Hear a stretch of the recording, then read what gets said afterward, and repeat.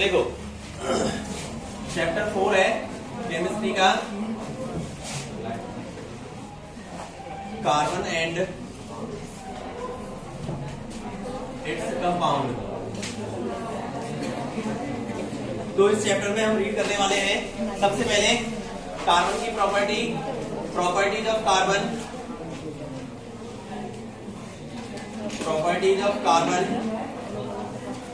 उसके बाद में नेक्स्ट आएगा नोमेनक्लेचर, और नोमेनक्लेचर से भी पहले आएगा हाइड्रोकार्बन क्या होते हैं, हाइड्रोकार्बन, और नेक्स्ट कार्बनिक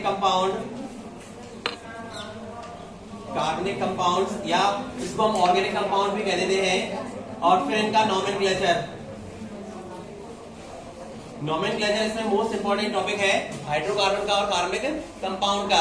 उसके बाद में एलोट्रॉप्स ऑफ कार्बन के कौन कौन से एलोट्रॉप हैं, डायमंड, ग्रेफाइट, फुलरेन, इस तरह से।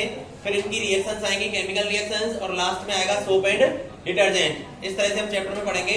तो सबसे पहले हम पढ़ते हैं प्रॉपर्टीज ऑफ कार्बन। जो समझने वाली चीजें हैं उनको समझ लेते हैं। तो कार्बन की प्रॉपर्टीज की अगर बात करें तो कार्बन का जो सिंबल होता है वो क्या होता है बेटा, C है ना। इसका एटॉमिक नंबर होता है 6।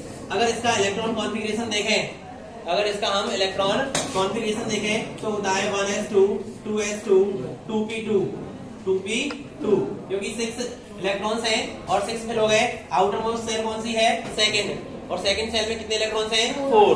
तो हम कह सकते हैं 2,4, ठीक है। तो अब इसमें 2,4 इलेक्ट्रॉन्स हैं, आउटर मोस्ट ऑर्बिट में 4 इलेक्ट्रॉन्स हैं। तो इसकी वैलेंसी क्या होगी, या तो +4 या फिर -4, है ना।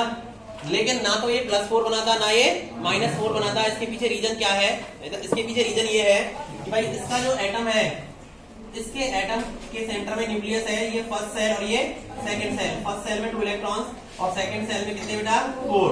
तो जब न्यूट्रल कंडीशन की हम बात करते हैं तो इसके पास प्रोटॉन 4 है और इलेक्ट्रॉन भी कितने हैं, 6 है, सॉरी, प्रोटॉन 6 है और इलेक्ट्रॉन भी कितने हैं, 6। तो ओवरऑल चार्ज क्या होता है, 0। अगर इसको +4 बनाना है तो +4 बनाने के लिए इसमें से इसको आउटर मोस्ट ऑर्बिट में से 4 के 4 इलेक्ट्रॉन्स क्या करने पड़ेंगे, रिमूव करने पड़ेंगे।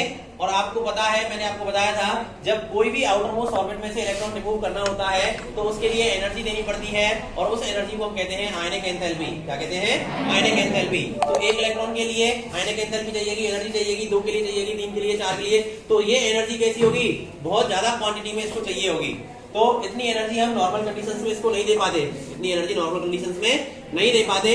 तो ये नॉर्मल कंडीशंस में +4 नहीं बनाता, नॉर्मल कंडीशंस में +4 नहीं बनाता। लेकिन हाँ, -4 की क्या बात है, -4 के लिए क्या रीजन है भाई, इसको -4 बनाने के लिए 4 इलेक्ट्रॉन्स एक्सेप्ट करने पड़ेंगे, टेक करने पड़ेंगे। और जब टेक करेगा तो उस टाइम पे इसके पास प्रोटॉन तो कितने रहेंगे, 6, और इलेक्ट्रॉन कितने हो जाएंगे, 10। तो ये -4 बनाएगा। लेकिन भाई प्रोटॉन 6 है और इलेक्ट्रॉन्स हो गए 10, तो वो 6 प्रोटॉन्स जो हैं वो 10 इलेक्ट्रॉन्स को बांधे रखने में, अपने आसपास जो अट्रैक्शन फोर्स है उससे पकड़ने में क्या नहीं होंगे, कैपेबल नहीं होंगे। तो उसको इजीली पकड़ नहीं सकते, तो वो ढीले बने होंगे, इसलिए C-4 भी नहीं बनाता। तो इसके पास क्या ऑप्शन बचता है, तो इसके पास ऑप्शन बचता है कोवेलेंट बॉन्डिंग का। क्या बचता है, कोवेलेंट बॉन्डिंग का। यानी कि ये कार्बन का जो एटम है अदर एटम से भी और कार्बन के एटम से भी या तो सिंगल बॉन्ड बनाएगा, एक इलेक्ट्रॉन का शेयर करेगा तो, या 2 इलेक्ट्रॉन का शेयर करेगा तो डबल बॉन्ड बनाएगा, या 3 इलेक्ट्रॉन का शेयर करेगा तो क्या बनाएगा, ट्रिपल बॉन्ड। कोवेलेंट बॉन्डिंग क्या होती है, कोवेलेंट बॉन्डिंग होती है कि उसमें इक्वल शेयरिंग होती है इलेक्ट्रॉन्स की इक्वल शेयरिंग होती है। और अगर एक इलेक्ट्रॉन की शेयरिंग है तो सिंगल बॉन्ड, 2 की है तो डबल बॉन्ड, 3 की है तो ट्रिपल बॉन्ड बनता है। इसी नेचर के चलते